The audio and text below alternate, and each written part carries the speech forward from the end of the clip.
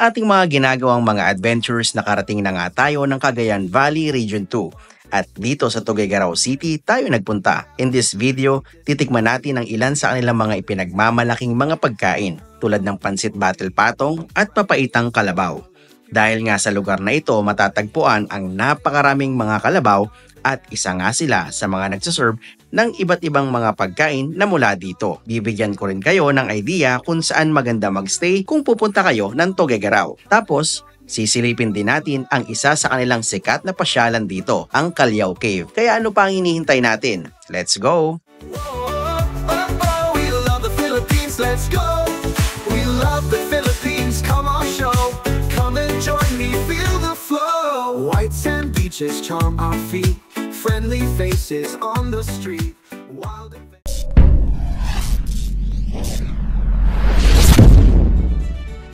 Kumusta mga Lods? Welcome back sa ating channel. Wala Kalakhang Maynila patungong Tuguegarao City ay tinatayang nasa mahigit 11 hours ang biyahe papunta dito.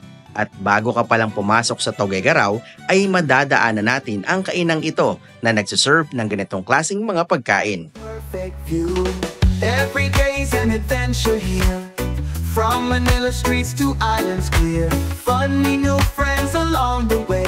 Smiles and laughter fill the day. Ito ang Mayans Grill and Restaurant. Meron sila ditong iba't ibang mga masasarap na putahe at syempre dahil nandito tayo, titikman natin ang ilan sa kanilang mga bestsellers. Simulan natin sa Pansit Battle Patong. Sobrang dami at panalo ng kanilang servings. For only 150 pesos, pasok na ito para sa 3 katao. Meron itong lumpia, baboy, itlog, mga gulay at kitang-kita mo din ang dami ng toppings na giniling na karne ng kalabaw.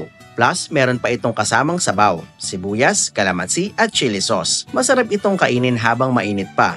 Sobrang heavy at siguradong mabubusog ka. At ang pinaka-importante sa lahat, literal na masarap ang pagkakagawa. Lalo na ang noodles na sila mismo ang gumawa. Sumunod naman ang kanilang papaitang kalabaw.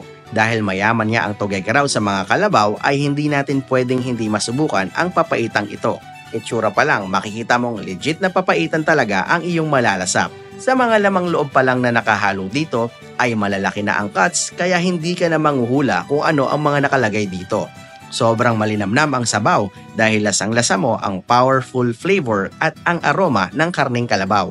Meron din sila ditong chicken inasal na tinatangkilik din ng karamihan na halos araw-araw ay nakakaubo sila ng 30 to 40 kilos nito. Oh, it's more fun in the Philippines. Ride the waves or climb serene. Pagkatapos naman nating kumain, dahil mahaba nga ang ating paglalakbay, dito tayo nagstay sa Caras Pension House na located sa Blumentritt Street, Tuguegarao City. 2 minutes walk away lang ito mula sa kanilang Rizal Park. Bagong-bago at napakalinis ng lugar na ito. Pagpasok mo pa lang sa room ay mapapawaw ka na sa aesthetic vibes at sobrang simple pero elegante ang interior nito.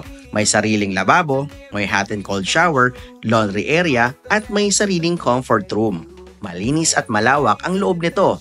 Available din ang wifi. Pwede ka din mag-Netflix. Tapos, may 2 malambot na higaan pa. Sobrang nakaka-relax ang magstay dito. At ang the best pa niyan ay very affordable pa. Price range nga pala may vary depending sa season ng inyong pagpunta. At ito na, pupuntahan natin ang isa sa sikat na pasyalan dito, ang Callao Cave.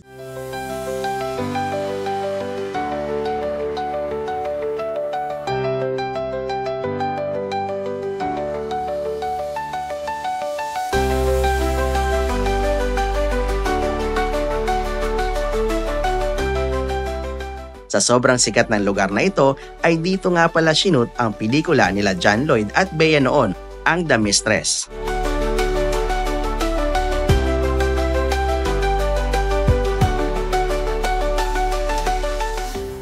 Ihanda nyo pala ang inyong sarili sa pag-akyat dito. Medyo mataas ang inyong aakyatin na tinatayang nasa 184 steps ng hagdan paakyat papunta rito. Tapos, maputik sa loob, kaya ay suggest na ang isuot ninyo ay handang maputikan. Tampok sa atraksyong ito ang maliit na kapilyang ito.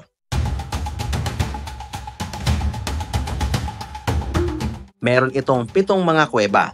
Perfect time to visit this place ay tuwing summer para hindi masyadong maputik.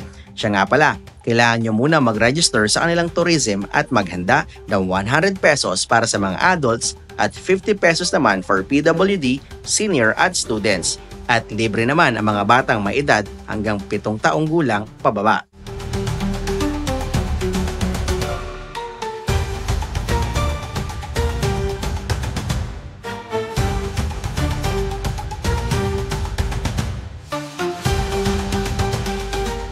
Napakarami pa ninyong maaaring madiskubre sa Tuguegarao City o dito sa Cagayan Valley. Kaya for now, ayan muna ang ating patikim sa lugar na ito.